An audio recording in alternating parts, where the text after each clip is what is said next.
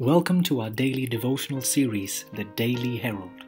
I pray that these messages will come to you as an encouragement and a reminder to be heralds of the Lord daily. God bless you. Heavenly Bridegroom, September 16. Give us some of your oil, for our lamps are going out. Matthew 25:8. It is not a matter of little consequence to us as to how we hear and how we treat the truth of God. To misunderstand the truth or fail to appreciate it because we do not cherish light that comes to us will be to build upon the sand. The wise builder builds upon the rock, Christ Jesus, no matter what may be the inconvenience. He builds not upon human, but upon divine merit, accepting the righteousness of Christ as his own, and as his only hope of salvation. The foolish builder built upon the sand, and through his carelessness or prejudice, or through the deceptions of the natural heart, he cherishes a self righteous spirit and places human wisdom in the place where God's wisdom should have the supremacy. And how terrible are the consequences!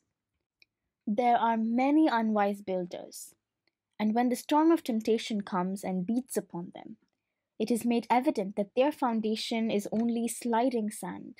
They are left in gross darkness, without faith, without principles, and without foundation. The 5 foolish virgins had a real interest in the gospel. They knew what was the perfect standard of righteousness, but their energies were paralyzed with self love, for they lived to please and glorify themselves, and had not the oil of grace in their vessels with which to replenish their lamps. They were often distressed by the enemy, who knew their weakness and placed darkness before them in the semblance of light.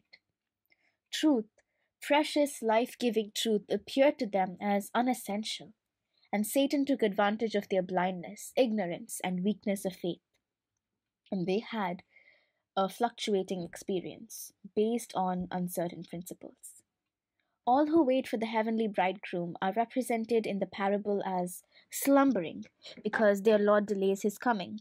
But the wise roused themselves at the message of his approach and responded to the message, and their spiritual life was replenished. Their spiritual discernment was not all gone, and they had sprang into line. As they took hold of the grace of Christ, their religious experience became vigorous and abundant, and their affections were set on things above. Further reflection. The wise virgins had light when they needed it most. What responsibility do we have to keep our lights burning for those in gross moral darkness?